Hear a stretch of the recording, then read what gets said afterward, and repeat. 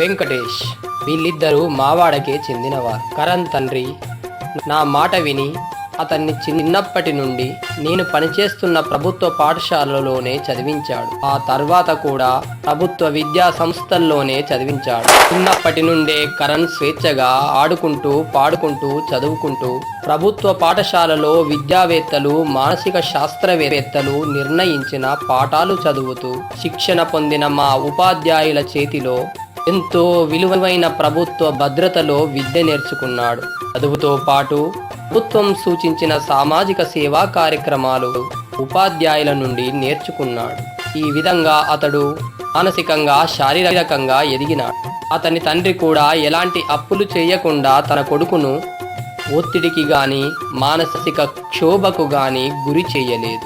అందుకే కరణ్ ఉన్నతమైన వ్యక్తిత్వం, మహోన్నతమైన వైఖరులు అలవర్చుకొని ఉన్నత చదువుల్లో కూడా రాణించి 25 ఏళ్ళు నిండకుండానే ఉన్నత స్థాయి ప్రభుత్వ ఉద్యోగం సాధించి నా వద్దకు వచ్చి నాకు చెప్పుతే నేనెంతో సంతోషించాను.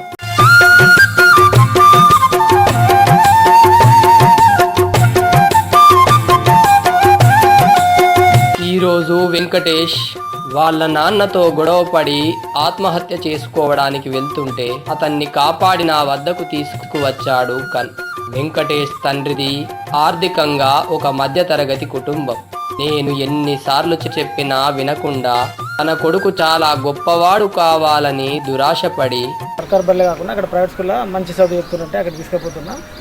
సంవత్సరానికి 20,000 అయినా పర్లేదు, నేను వేస్తా అని చెప్పి తీసుకుపోతున్నా సార్. అప్పు చేసైనా మంచి చదువు చెప్తాను. శక్తికి మించి అప్పులు చేసి ప్రైవేటు కార్పొరేటు విద్యా సంస్థల్లో చదివించాడు. కానీ వెంకటేష్కు ఒక శాస్త్రీయమైన విధానంలో బోధన జరగలేదు. పొద్దున లేచినప్పటి నుండి అర్ధరాత్రి పడుకునే వరకు ఆట లేదు పాట లేదు. ఇటు తల్లిదండ్రుల ఒత్తిడి,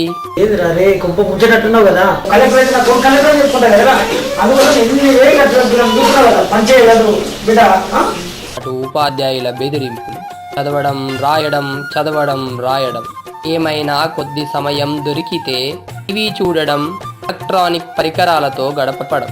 మొత్తానికి అతని బాల్యమంతా ఒక యాంత్రికంగా సాగిపోయింది. ఇక ఇప్పుడు 25 ఏళ్ళు నిండక ముందే ఇతనికి మానసిక శారీరక వ్యాధులు మొదలయ్యాయి. హాస్పిటల్లో చూపించడానికి ఎవ్వరూ రూపాయి సహాయం చేయని పరిస్థితి తెచ్చుకున్నాడు అతని తండ్రి. అదీగాక అప్పుల వాళ్ళు ఇంటిపైకి వచ్చి వేధిస్తుంటే ఆ బాధను వెంకటేష్ పై వెళ్ళగక్కితే, చేయబట్టి నా సాగుకి వచ్చింది, మీకోసం వేలు పెట్టి అప్లోడ్ వచ్చి నన్ను ఇష్టం ఉన్నట్టు తిట్టిపోయిండు. ఒక్కొక్కరిని చూడిపో వాళ్ళు ఒక్క పైసా పెట్టకుండా మంచి చదువు చదివిండ్రు, ఏం బతుకురా. ఇతడు ఆత్మహత్య చేసుకునే ప్రయత్నం చేశాడు. వెంకటేష్కు చదవడం రాయడం తప్ప మరొక లోకమే తెలియదు. ఒక సమస్య వచ్చినప్పుడు దాన్ని పరిష్కరించుకునే సామాజిక స్పృహ తనకి కలగలేదు. అందుకే ఆత్మహత్యే పరిష్కారం అనుకున్నాడు.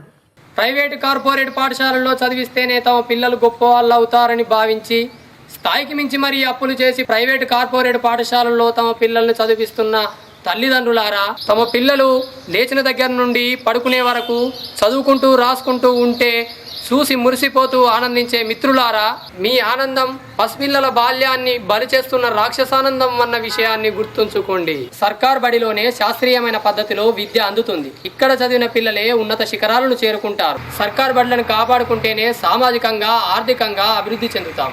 సర్కార్ బడులను కాపాడుకుందాం. సర్కార్ బడి సవాల్కు రెడీ. సర్కార్ బడి సవాల్కు రెడీ. సర్కార్ బడి సర్కార్ బడి సవాల్కు రెడీ. విద్యారంగం కార్పొరేటీకరణ వల్ల సర్కార్ బళ్లపై చిన్నచూపు ఏర్పడింది. కానీ నాటి నుండి నేటి వరకు సంపూర్ణ మానవుణ్ణి ఆవిష్కరిస్తున్నది సర్కార్ బళ్ళు మాత్రమే. అందుకే సర్కార్ బళ్లను కాపాడుకుందాం, సమాజాన్ని నిర్మిద్దాం. మన మాజీ రాష్ట్రపతి అబ్దుల్ కలాం నుండి ప్రముఖ వాగ్గేయకారుడు గద్దర్ దాకా సర్కార్ బడిలో చదివిన వాళ్ళే. కుల వర్గ లింగ భేదాలు లేని విద్యను సర్కార్ బళ్ళను బలోపేతం చేద్దాం, సమాజాన్ని నిర్మిద్దాం.